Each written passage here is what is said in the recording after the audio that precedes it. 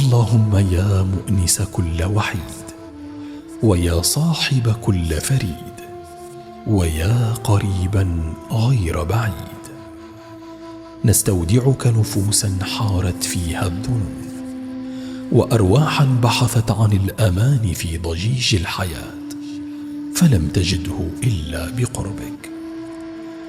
اللهم أنزل على قلوبنا طمأنينة تمحو كل كدر، ويقينا يبدد كل شك، واجعل صدورنا أوعية لحبك والرضا بمقاديرك. اللهم إنا نعوذ بك من شتات الأمر، ومن ضيق الصدر، ومن هم يسكن العين فيمنعها النوم، ومن حزن يستوطن القلب فيطفئ نوره.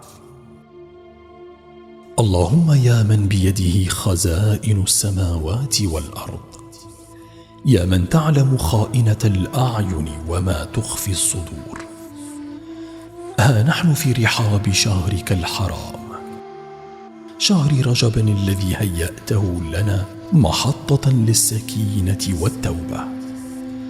اللهم صب علينا الرحمة صبا، واغسل قلوبنا من هموم الدنيا. ربنا إن النفوس قد أرهقها القلق، والأرواح تتوق إلى أمانيك، فأنزل علينا برد اليقين، واجعل لنا من كل هم فرجا، ومن كل ضيق مخرجا. إلهنا اللهم اجعل واقعنا خيرا، اللهم بارك لنا في رجب وشعبان، وبلغنا رمضان وأنت راض عنا، لا فاقدين ولا مفقودين، واجعله شهر جبر لخواطرنا، ومسحا لدموعنا، ونصرا لكل مظلوم يستغيث بك. اللهم اجعل واقعنا خيرا مما نخاف، ومستقبلنا أجمل مما نتمنى. طمئن قلوبنا بأن مقاديرك كلها خير، وأن رحمتك وسعت كل شيء.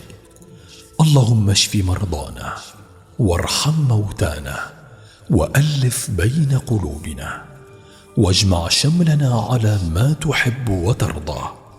يا حي يا قيوم برحمتك نستغيث، أصلح لنا شأننا كله، ولا تكلنا إلى أنفسنا طرفة عين. يا رب العالمين. يا ربنا نحن الفقراء إليك، وأنت الغني عنا، خذ بأيدينا إلى سبل السلام والرشاد.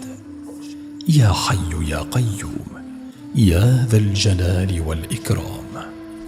وآخر دعوانا الحمد لله رب العالمين، والصلاة والسلام على أشرف الأنبياء والمرسلين، محمد صلى الله عليه وسلم، وعلى آله وصحبه أجمعين.